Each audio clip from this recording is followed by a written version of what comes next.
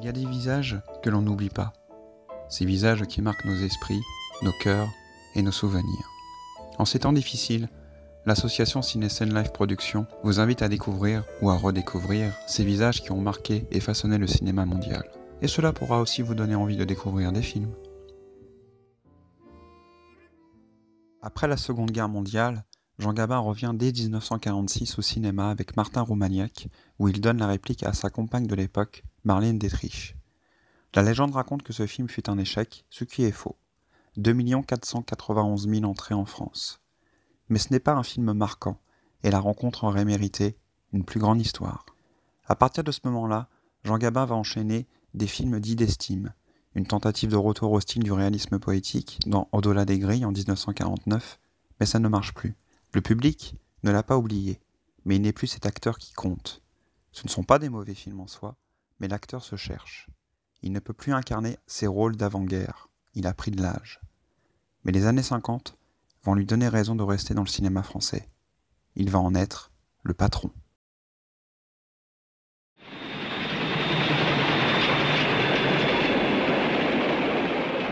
La nuit est mon royaume. Sorti en 1951 et réalisé par Georges Lacombe, également réalisateur de Martin Roumaniac, Jean Gabin incarne pour la seconde fois un conducteur de locomotive après La Bête humaine. Un an de patience. Un an vous m'aviez dit 8 mois.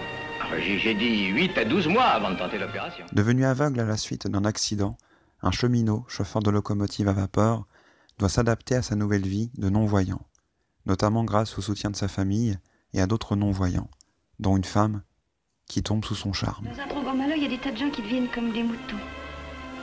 Tandis que vous restiez un homme. La réalisation de Georges Lacombe est efficace dans ce qu'il souhaite raconter, et il y a même un côté documentaire, dans le sens où nous voyons un vrai centre de rééducation pour aveugles. Les performances des acteurs sont à saluer et sont très convaincants. Simone Valère et un certain Gérard Houry, réalisateur entre autres de La Grande Vadrouille, en tête. Mais c'est surtout la performance de Jean Gabin qui vaut le détour. Petit fonctionnaire, petit salaud, répète le nom ce que tu viens. Oh mon Dieu! Il reçut le coupe Volpi à la Mostra de Venise pour la meilleure interprétation masculine. Il s'agit de l'un des rares prix de sa carrière. Bah, je suis heureux. Touchez pas au Grisby. Sorti en 1954, réalisé par Jacques Becker, c'est ce film qui relancera définitivement la carrière et surtout le renouveau de Jean Gabin. Regarde les valoches que t'as en dessous les yeux, regarde les miennes. Et ça, tu crois que c'est beau, hein? Max et Riton sont amis depuis toujours.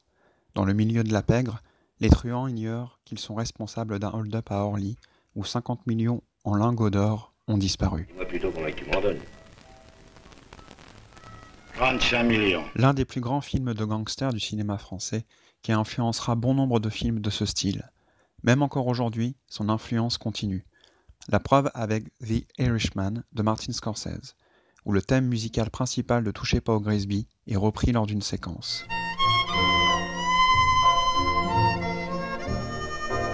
La réalisation y est classieuse, parfaite, et une atmosphère inquiétante et de polar noir se ressent tout au long de l'œuvre. Jean Gabin y est excellent en truand vieillissant, qui souhaite une certaine tranquillité. Dans ce film, il y a la première apparition d'un autre grand nom du cinéma français, Monsieur Lino Ventura. T'as entendu, hein? Alors si tu veux qu'il reste en bonne santé, faut faire vite. Touchez pas au Grisby fait partie de la trilogie consacrée au truand Max le Menteur. Le second volet sera La Cave se rebiffe, sorti en 1961, toujours avec Jean Gabin, et le troisième Grisby Ordonne Grisby, qui deviendra le cultissime Les Tontons Flingueurs, sorti en 1963, avec entre autres un certain Lino Ventura. Max, on va t'expliquer de quoi il s'agit. Il nous fallait la vie d'un homme de poids pour un petit arbitrage entre nous. L'air de Paris. Sorti en 1954, Jean Gabin retrouve pour la dernière fois le réalisateur Marcel Carné et la comédienne Arletty. C'est trop sentimental, Victor. Ça vous emmerde les femmes, hein, l'amitié. Passionné de boxe, Le Garec a ouvert une salle d'entraînement. Il découvre un futur champion en André Ménard, qu'il prend sous son aile. Mais il n'y a pas que la boxe dans la vie. Mais pour toi, il va y avoir que ça. Puis je t'empêcherai de faire des conneries, même malgré toi, moi, t'entends? Le réalisme poétique n'est plus présent. La réalisation de Marcel Carné est plus que soignée, et les séquences de boxe sont plutôt bien mises en scène pour l'époque. Arletty est très attachante, et Jean Gabin est très crédible en entraîneur de boxe. Allez, suis. Mais il peut y avoir des longueurs, surtout la partie où André tombe amoureux de Marie. Est-ce l'absence de Jacques Prévert au scénario et au dialogue y sont pour quelque chose?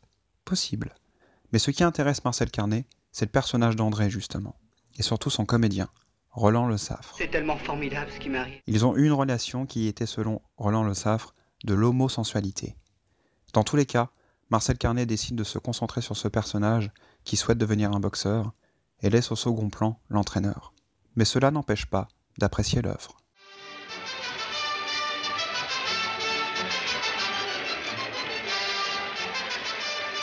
French Cancan. Sorti en 1955, Jean Gabin retrouve également pour la dernière fois le réalisateur Jean Renoir. Il s'agit du premier film en couleur de Jean Gabin en tête d'affiche. Merci pour l'invention, mais attendez d'avoir vu le spectacle pour applaudir. Dans le Montmartre de 1900, l'organisateur de spectacles Danglars gère ses cabarets où se succèdent les stars de la chanson. Moi, il n'y a qu'une chose qui compte. C'est ce que je crée et ce que je fais. Et ce que je fais, tu sais ce que c'est? Eh ben, c'est toi. Jean Renoir signe un film à la fois d'époque, musical, historique, d'amour et de comédie. Sa réalisation y est somptueuse et la reconstitution de Montmartre des années 1900 est magnifique. Ce film nous plonge dans une époque d'insouciance et de créativité, et surtout nous assistons à la naissance du Moulin Rouge. Imagine un bataillon de belles filles, dressées comme à l'opéra avec des petites frimouses comme celle-là. Jean Gabin y est excellent promoteur de spectacles et découvreur de talents. L'œuvre hommage ultime au music-hall où se croisent différents artistes. L'une d'entre elles est Édith Piaf.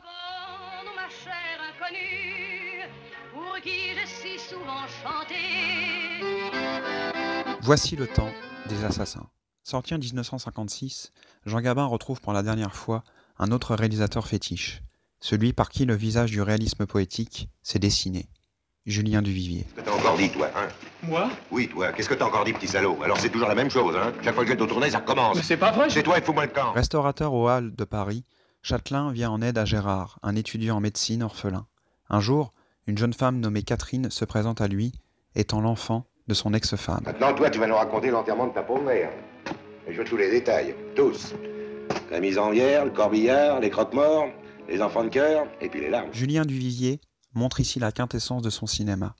De la noirceur, du pessimisme, et surtout, la femme dangereuse, ou plutôt les femmes dangereuses. Je me sens pas à mon aise. Je me glace. La réalisation y est superbe. La photographie en noir et blanc est juste magnifique et donne un univers crépusculaire au film. Jean Gabin est excellent dans le rôle d'un homme manipulé. Quant à sa partenaire, Danielle Delorme, elle est juste incroyablement malsaine. Je l'ai appelé. Il m'a pas répondu. Il était mort. François Truffaut dira, je cite, « Duvivier a tourné 57 films. J'en ai vu 23 et j'en ai aimé 8. Voici le temps des assassins, me semble le meilleur.